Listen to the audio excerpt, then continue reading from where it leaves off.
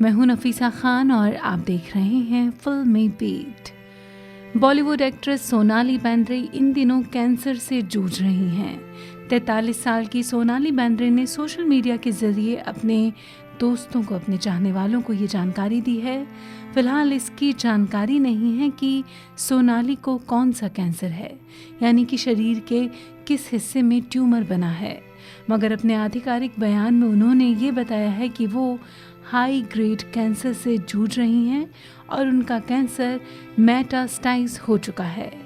आखिर क्या होता है हाई ग्रेड कैंसर और उसके मेटास्टाइज होने का मतलब क्या होता है, आइए जानते हैं। मेटास्टाइज्ड कैंसर का मतलब होता है कि कैंसर शरीर के अन्य हिस्से या दूसरे हिस्सों में फैल चुका है। डॉक्टर्स का मानना है कि शरीर के जिस हिस्से में ट्यूमर बनता है, अगर वहाँ से सेल्स टूटकर खून या लिम्फ के जरिए शरीर के दूसरे हिस्सों में फैलना शुरू हो जाते हैं तो उसे कैंसर का मेटास्टाइज होना कहा जाता है। विशेषज्ञों की माने तो जब कैंसर मेटास्टाइज होकर शरीर के दूसरे हिस्सों में फैलने लगता है तो उसे आखिरी स्टेज माना जाता है। हालांकि इस पड़ाव पर भी उपचार संभव है।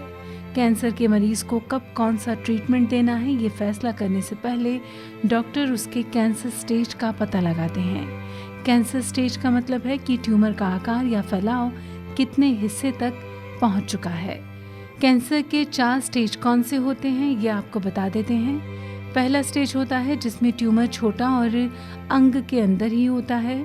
दूसरा स्टेज ऐसा होता है जिसमें ट्यूमर का आकार धीरे धीरे बढ़ने लगता है। कुछ मामलों में वो ट्यूमर के पास मौजूद लिम्फ में फैलना शुरू होता है। तीसरे स्टेज में कैंसर पहुंचने का मतलब है कि ट्यूमर आसपास की टिश्यू और लिम्फ नोड में फैलना शुरू हो चुका है।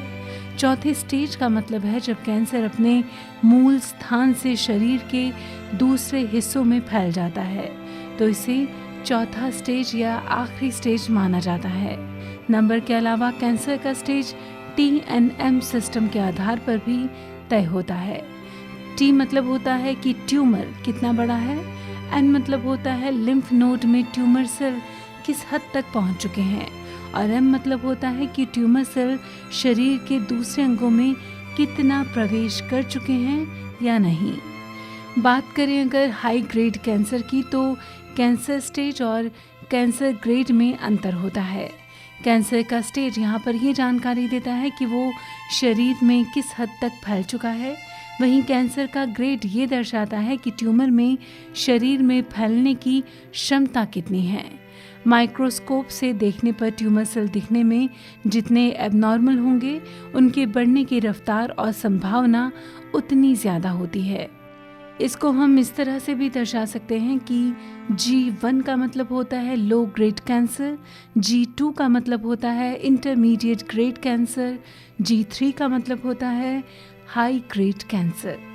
लो ग्रेड कैंसर में ट्यूमर सेल नॉर्मल सेल की तरह दिखते हैं और शरीर में उनके फैलने की क्षमता या रफ्तार धीमी होती है।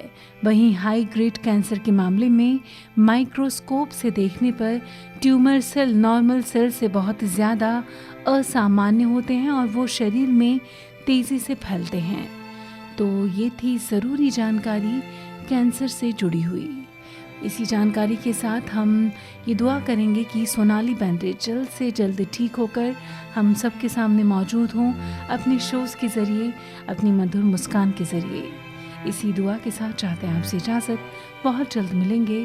फ़िलहाल अभी के लिए फिल्मी बीट पर बस इतना ही।